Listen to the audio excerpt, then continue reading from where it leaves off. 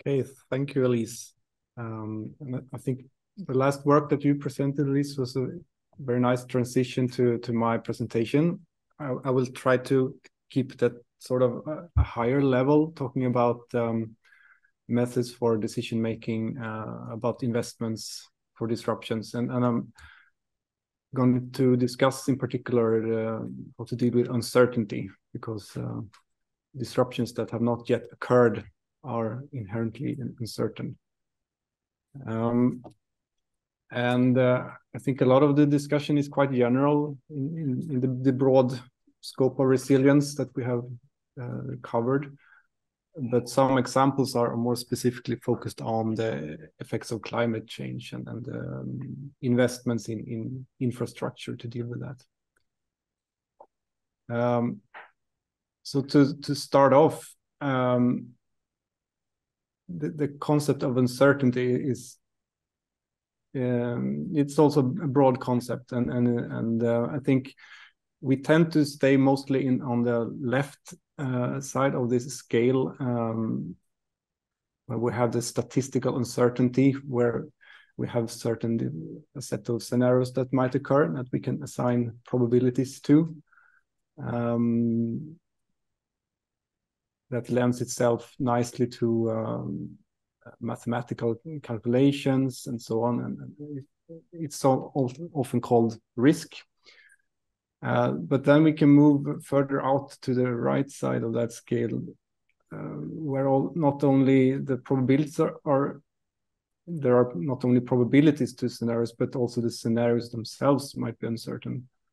What are actually the space of things that can happen? And even further, I mean, we can recognize that we don't know much, or even so we can be completely ignorant that we don't know things, which is the worst kind of uncertainty. Also, which I will come back to later, is that uncertainty can have a tendency to cascade.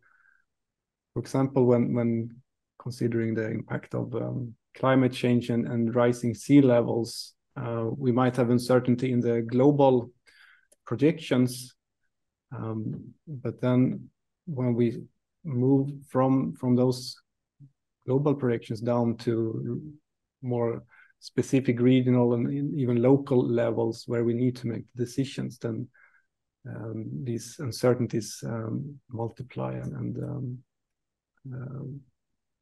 increase.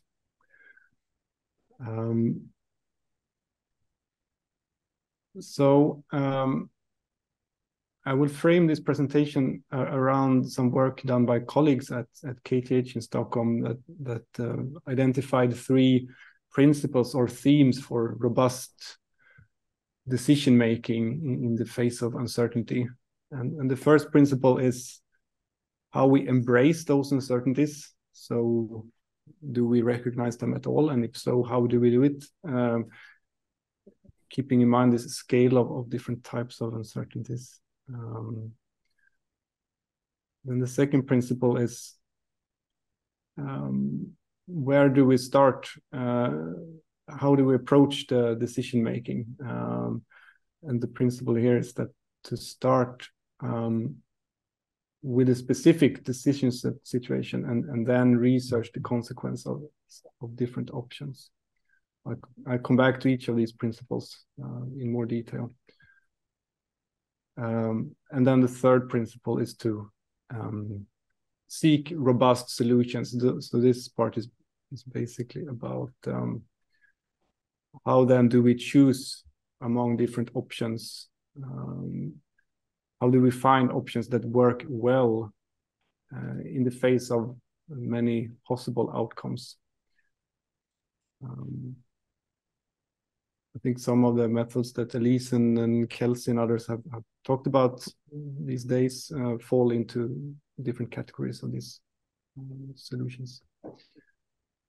So there are different modeling paradigms for dealing with uncertainty. In many cases, they're not dealt with at all, or I should say we consider that we have one fixed trajectory of the future.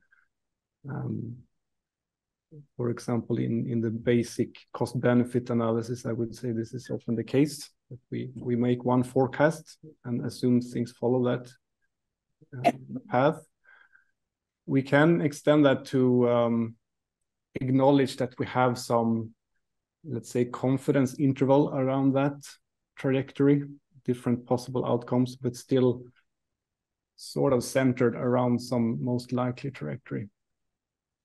But we can also recognize that we could have different, multiple plausible futures that go in quite different directions. And then finally combining the last 2 points, that each of those plausible futures can also be associated with some uncertainty. So how to identify those plausible futures? Well, there is some work on scenario development that we can draw some inspiration from. Some people have classified different types of scenarios. So the most conventional ones, I would say, are the predictive scenarios, looking into what will happen. These can be the simple trend predictions. We look where we are now, and then we move a little bit into the future based on time series or modeling forecasts and so on. But they can also be more of the kind of what if scenarios. What happens if this would happen? We can also work with more explorative scenarios that fall sort of outside maybe the predicted path. And finally, we can even have more normative scenarios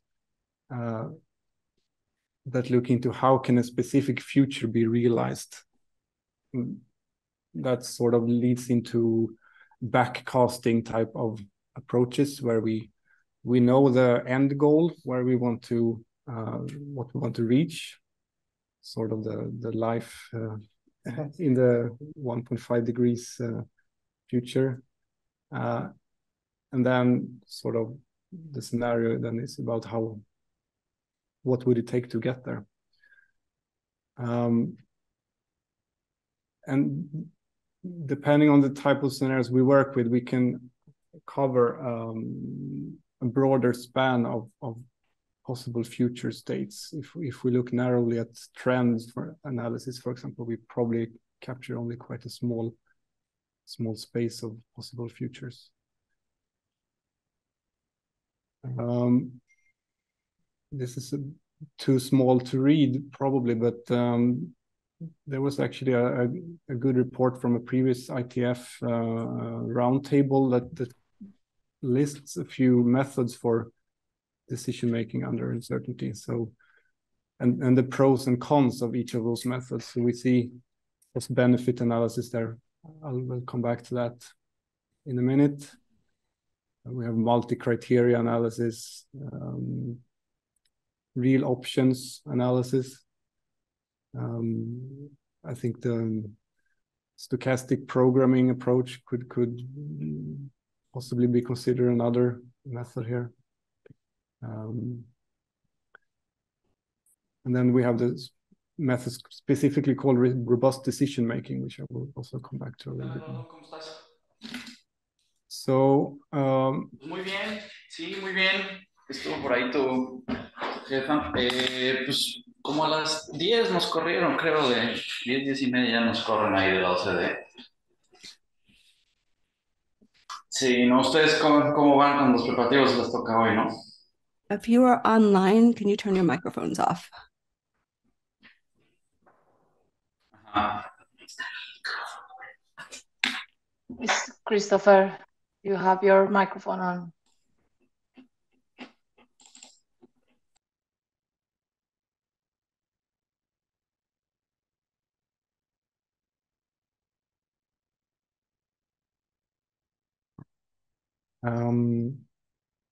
cost-benefit analysis, you could either look at it from the sort of what could theoretically be covered in the CBA, but CBA is also a specific set of parameters and approaches. So there's a Swedish standard way of doing CBA, for example.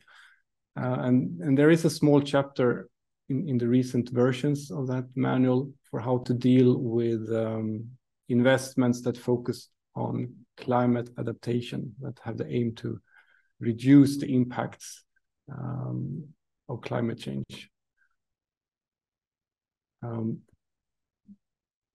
So it's interesting to look at how the CBA does that, if the slide changes.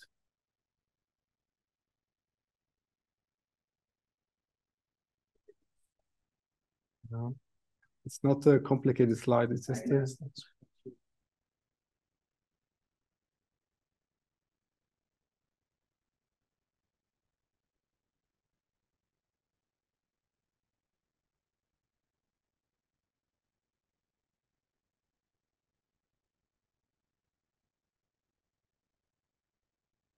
Oh, thank you. Yeah, so the way the Swedish method works is that you compute the net present value of your investment, which is the benefits minus the costs, investment costs, essentially. And the benefits is then the expected saving in cost each year multiplied by this discounting factor for each year. So things that occur in the distant future are valued less than things that happen in the near future.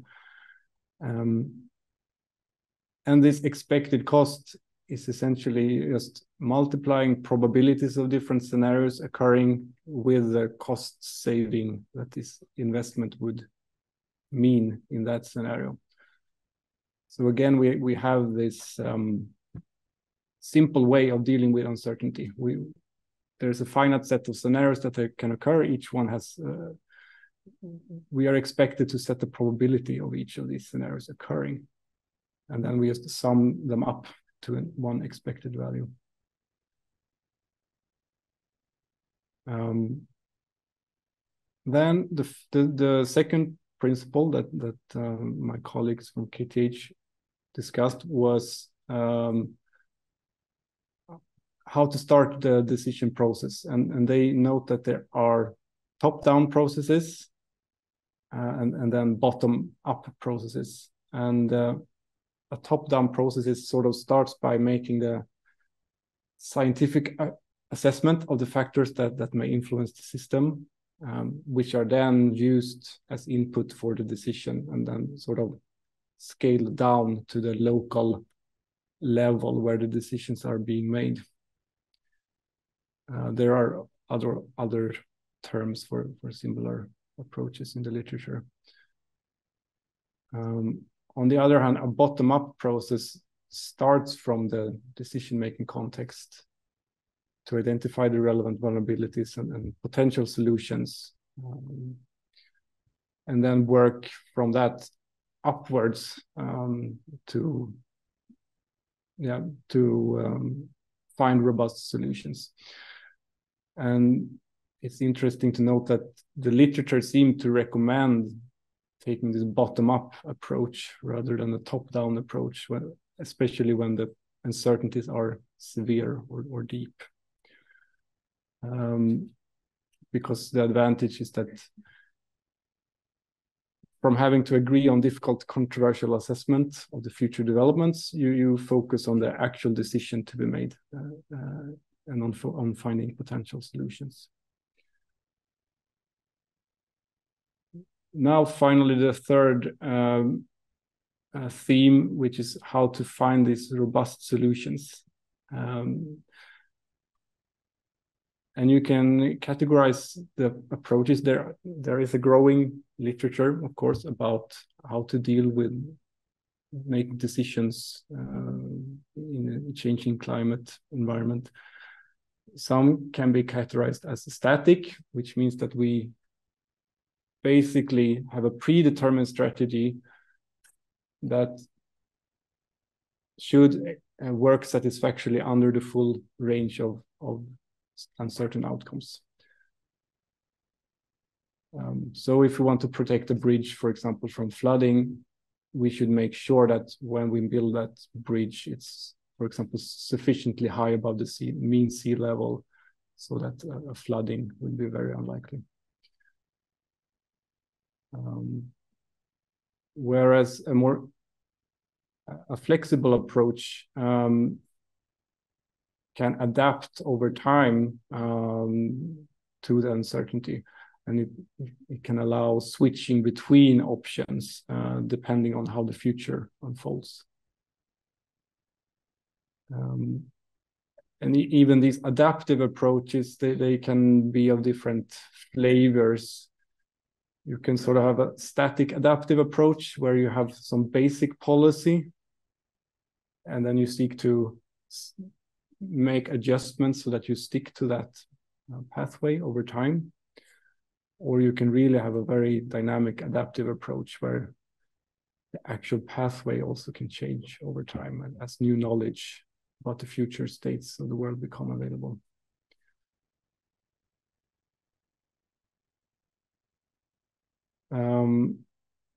So robust decision-making, one of the approaches to deal with uncertainty is that to find these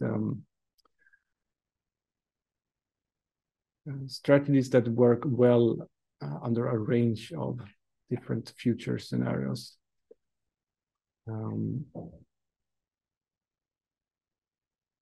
One possibility is if it's really difficult to assign probabilities to a lot of different scenarios, maybe we focus on the worst case scenario and try to make the system as robust as possible to that scenario. And then we sort of get into the territory where I have done most of my work, which is vulnerability analysis, trying to find the most critical components of a system. In my case, the links in a road network where disruptions would have the most negative impacts.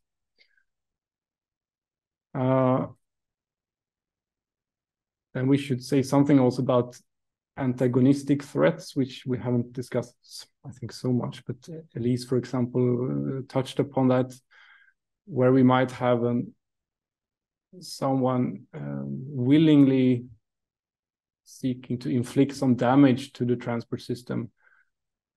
And in those cases, they might be responsive to the actions that we take to protect the system.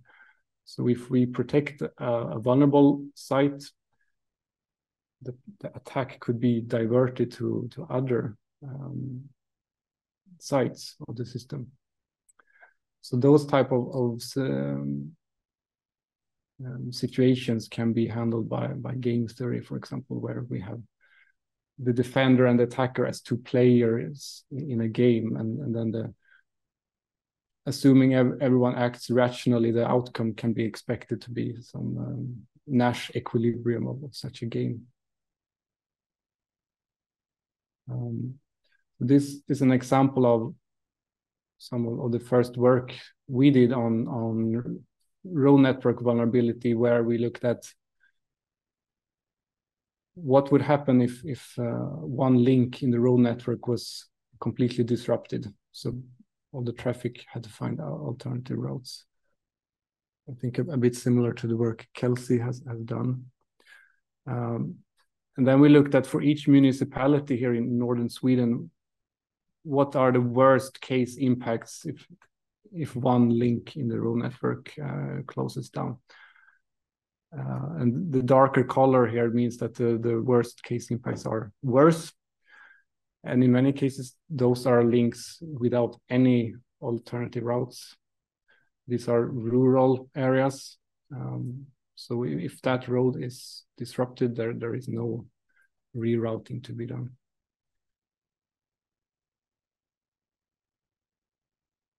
I want to end with some practical examples from Sweden, from another study from KTH colleagues that have looked at, in practice, how do decision makers at the local, regional, and national level, how do they make decisions specifically about adaptation to future seawater rise?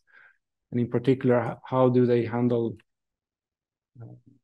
do they embrace the uncertainties? Do they use bottom-up approach or top-down approach? And how do they handle the robust strategies?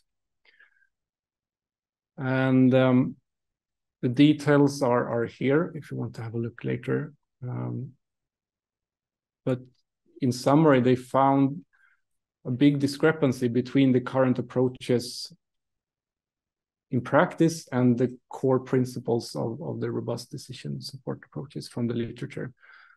So they found that typically in practice, the agencies, they do not embrace uncertainties, the full range of uncertainties. They do not use a bottom-up approach, but they take projections from the National Meteorological Institute, simply apply them to the local case. And in general, they do not really consider robustness in their decision-making across a range of different scenarios. So there were three main barriers that were identified here. Why doesn't the practice follow the recommendations from literature? The first is that the whole setup of climate change adaptation in Sweden relies on a top-down approach. And related to that is that the whole process of delivering climate information needs to be changed. Now it comes from the top, and it's only a single scenario for seawater level rise, and no information about uncertainties in those levels are disseminated to the local level. And another important barrier that they mention is that these robust decision support approaches, they would be more time consuming, and they simply don't have the resources, the knowledge or the time at those levels to use those kind of approaches. So that's where I will end this presentation with that issue hanging, I guess. Maybe something for us to discuss, how we bridge the gap between what we should do as scientists, as we say, and what the literature says, and what is actually done in practice. Finally, here are some references that I've used here, if you want to take a look at those.